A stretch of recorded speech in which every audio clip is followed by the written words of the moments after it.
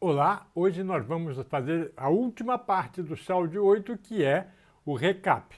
Semana que vem, amanhã, sábado, teremos um novo Shoud, o Shoud 9, e sempre na semana anterior eles lançam no Crimson Circle o Highlights, que antigamente chamava recap, que são os destaques do último Shoud. Do Shoud 8 tem normalmente a duração de 8 minutos. Então, vocês agora vão assistir o Highlights do Shoud 8 com a tradução.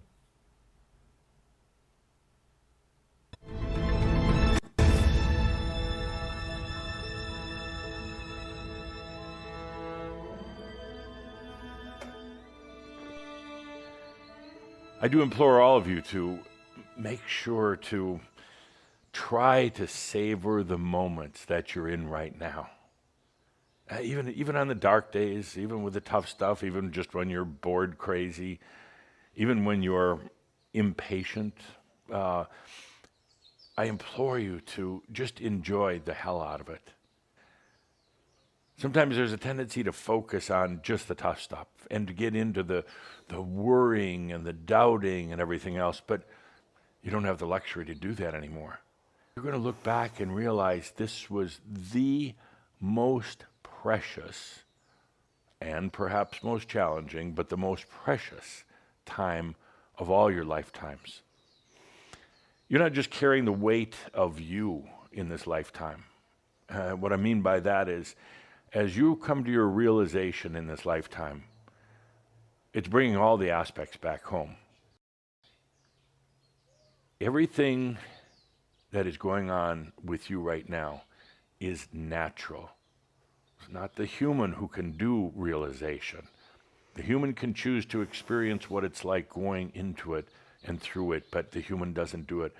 Everything, including bringing wisdom into your life now, everything, including everything you're doing, is really about allowing. It's this simple.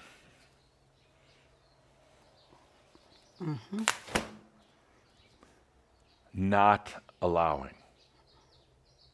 Not allowing. Allowing.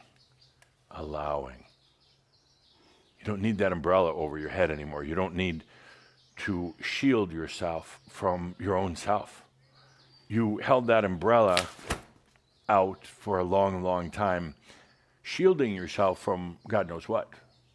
Shielding yourself from energy that you thought was somewhere else, belonged to something else. Shielding yourself from even from your soul. Shielding yourself from human consciousness. Shielding yourself so you wouldn't be seen. Allowing is like this. No need for that umbrella anymore. You just allow. Yeah, you're going to feel vulnerable. Vulnerable to what? Only to yourself, only to your soul, only to your own energy.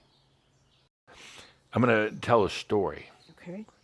And it'll be a master story. Sure. And which you're familiar with, the master and, in this case, the master and the questioning students.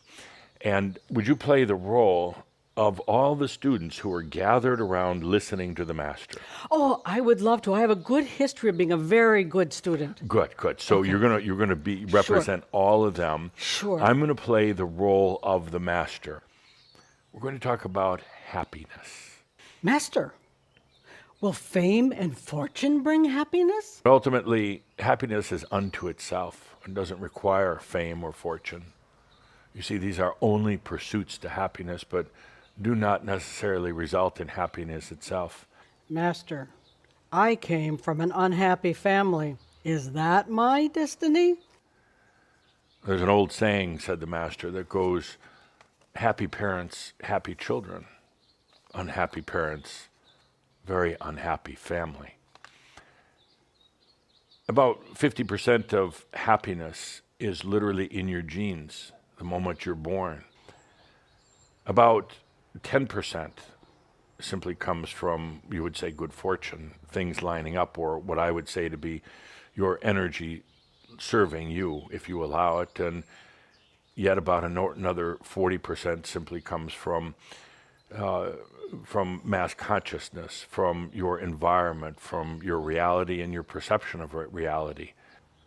So now, said the master to the students, it's totally up to you.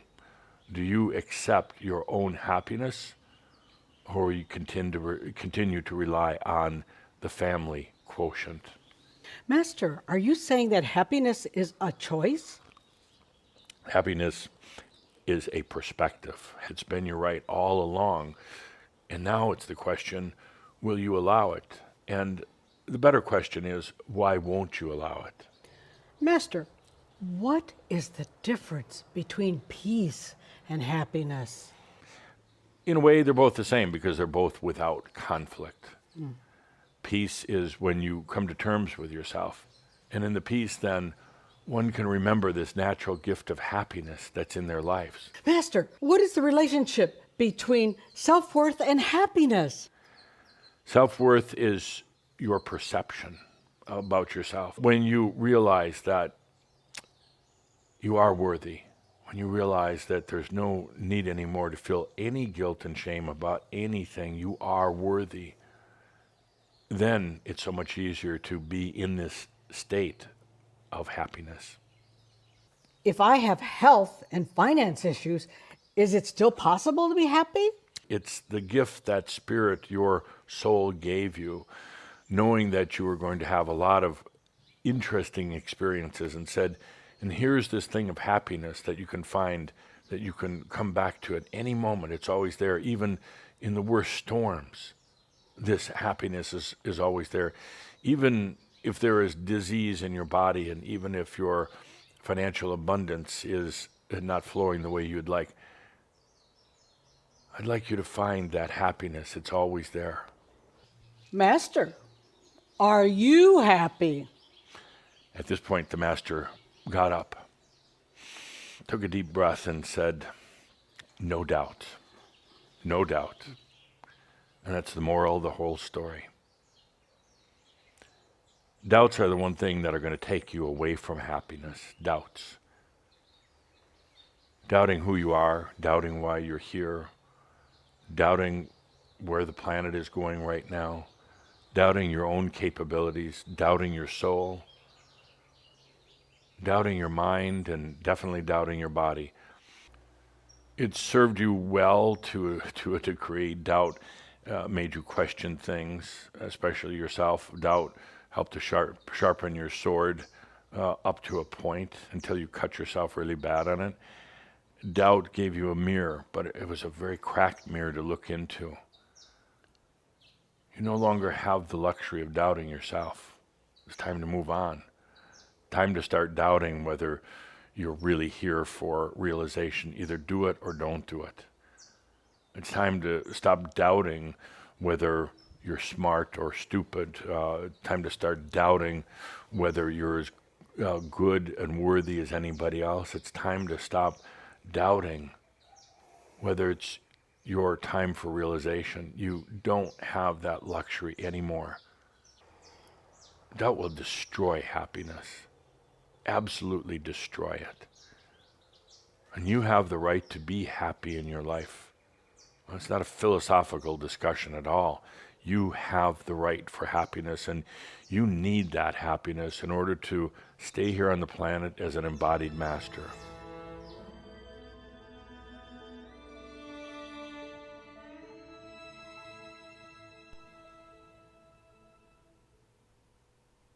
Ficar aqui no planeta como uma mestre encarnado, uma iluminação encarnada. Veja bem, essa passagem que nós estamos fazendo agora para essa nova era é a era da redenção, é a era de nós manifestarmos o nosso divino, fazermos o que Jesus propôs, seguirmos o exemplo dele de sermos um biocomputador, um corpo encarnado, mas que manifesta a sua divindade plenamente. E assim, esse Shoud 8 se encerra falando de iluminação encarnada, falando de felicidade e falando da dúvida. E vamos retomar hoje, porque estamos com saudade, a meditação. Vamos encerrar isso aqui e imediatamente você permanecendo no canal, você vai assistir a meditação que vamos começar hoje, daqui a pouco. Não se esqueçam de dar o seu like, de se inscrever no canal, deixar um comentário, tudo isso para nos ajudar a fazer cada vez mais rápido esse trabalho da tradução e do trabalho da Escola de Mistério Digital, que nós vamos, nessa próxima sequência, nos dedicar também ao trabalho da Escola de Mistérios Digital Ordem Rosa Cruz. E vamos começar também a fazer um trabalho nesse sentido. Então, até já, inscreva-se, deixe seu like e obrigado.